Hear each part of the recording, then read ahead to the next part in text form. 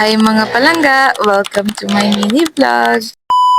Hi mga palangga! Today is a Tuesday. So, sugdan sa nako akong adlaw diri sa moang gamay nga tindahan as a small business owner sa for today's video. Bago lang in town mi ani na human og prepare sa moang mga baligya aron maghulat na lang mi sa mga bata pag abot silang recess time. And this is our first customer for today. And then after anak na sunod-sunod na dahil na sila. So thankful kay kuno kay sa isa ka adlaw dili gyud masiruhan and mo gyud ba na siya ang wish nato mga small business owner bahala ginagmay basta naa permi kanang dili gyud ka ma-zero sa isa ka adlaw.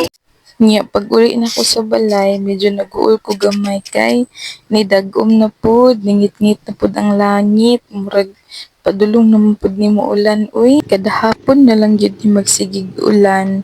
Nya ang sapa diri duol sa mua kay magsigi pog baha, maglisod gud ang mga tao mo tabok labi na ang ilahang balay na tabok sa sapa labi ng mga estudyante, labi na kanang maulan ug buntag di kaya hapon sus luoy kay magpaabot in town sila sa sapa ba nga mo gamay ang tuig bago sila makatabok.